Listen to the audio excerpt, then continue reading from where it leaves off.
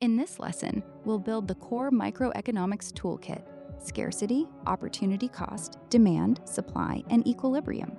The goal is not just to memorize definitions, but to see how markets move when buyers and sellers respond to price. By the end, you should be able to explain why demand slopes down, why supply slopes up, and how a market settles at a price where the two sides meet. Microeconomics studies how individuals, households, and firms make decisions when resources are limited. That is the idea of scarcity. Because resources are limited, every choice involves a trade-off. Choosing one option means giving up another. The value of what you give up is your opportunity cost. The source also highlights marginal benefits, which are the small, incremental gains from an added choice. Microeconomists assume people and firms are rational, meaning they try to maximize benefits when they decide what to do. The law of demand says that when the price of a good increases, demand for it decreases, and when the price falls, demand increases. The source separates the idea of a demand schedule from a demand curve. A schedule lists quantity demanded at different prices, while the curve plots those relationships on a graph. This is the buyer's side of the market. At a given price, the question is simple: how much are people willing and able to buy? The source's page shows individual demand curves and a market demand curve, and that is the key idea. Market demand is the whole market's demand at each price point. Think of Ivan and Olga in the page example. Each person has their own demand curve, but the market curve combines them. On the graph, prices sit on the vertical axis and quantity demanded on the horizontal axis. This is the point where the abstract rule turns into a picture you can read quickly. On the seller's side, the law of supply works in the opposite direction from demand. When market price rises, the quantity suppliers produce and sell increases, and when price falls, quantity supplied decreases. The source defines a supply schedule as the list of quantities supplied at different prices, and a supply curve as the graph of that schedule.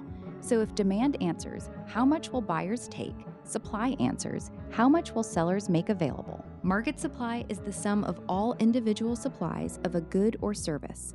In other words, the market supply curve is built by adding producers together.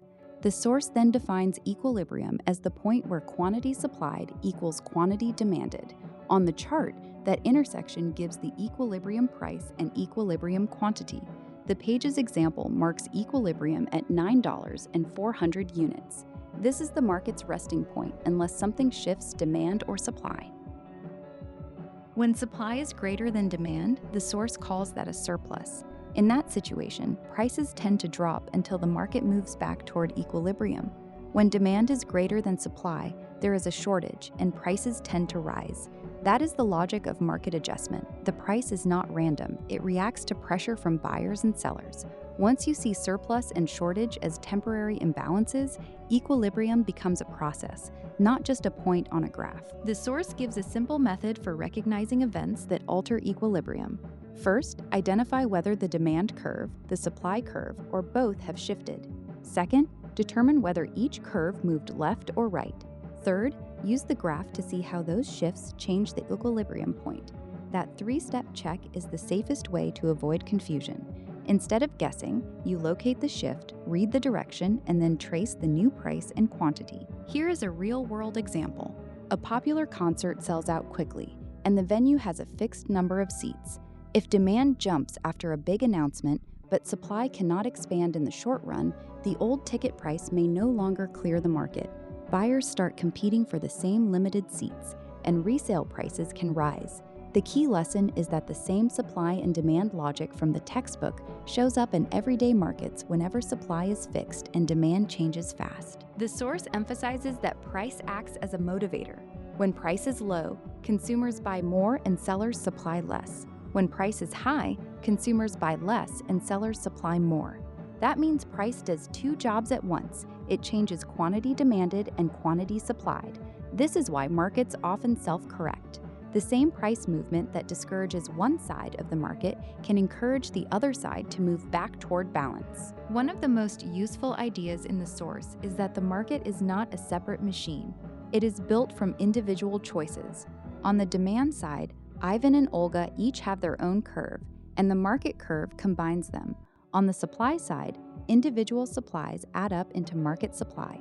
That is why microeconomics starts with individuals and ends with markets.